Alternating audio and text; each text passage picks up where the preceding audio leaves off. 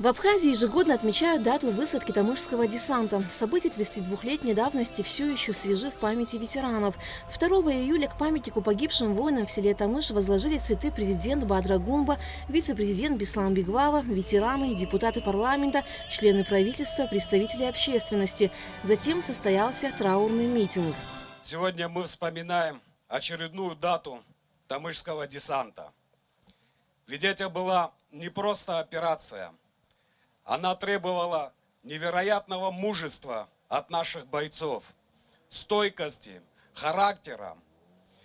Эта операция способствовала наступлению наших войск. Многие ребята погибли, 57 человек, 153 были ранены. Но они справились со своей задачей. И память о них останется в нашей истории, нашей страны навсегда. Ведь это были не просто бойцы, это были легенды. И сегодня я хочу обратиться к каждому из вас, глядя на это мирное небо, чтобы мы помнили, какой ценой и какой кровью досталась нам эта победа.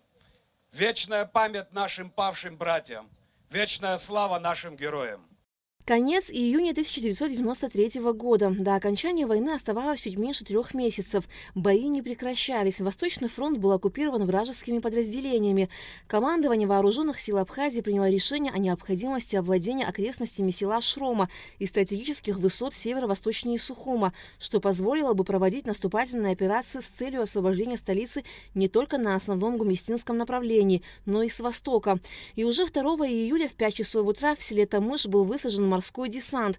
Бойцам было поручено перекрыть центральную трассу, ведущую в Сухум, и помешать врагу получить подкрепление. Кроме того, операция была как отвлекающий маневр, что давало возможность абхазской армии осуществить успешное наступление на Шромском направлении. В тамышской операции приняли участие группы «Ласточка», «Скорпион», «Дельфин», «Ислам», «Малыш», добровольческие отряды из Северного Кавказа, репатрианты из Турции, казаки. Всего около 300 человек. Десантники и бойцы Восточного фронта, объединившись в течение 7 дней, контролировали главную магистраль, сдерживая натиск 8 грузинских мотострелковых батальонов, 1 механизированной танковой бригады и артиллерийского дивизиона врага. Были уничтожены десятки единиц вражеской техники. Множество видов боевой техники было захвачено в качестве трофеев. Большое количество личного состава, среди которых офицеры и контрактники вооруженных сил Грузии, были взяты в плен.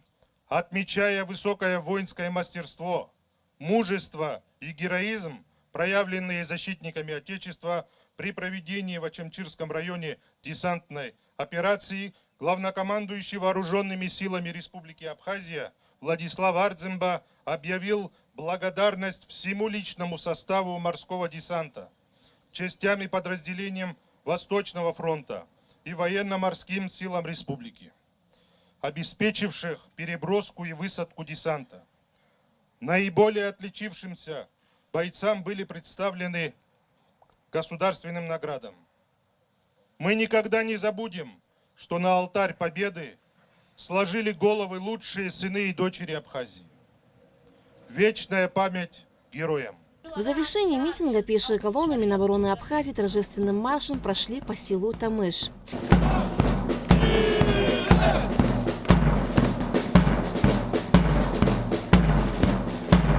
Алика Трапшаля Скорсая, Анатолий Малания, Абхазское телевидение.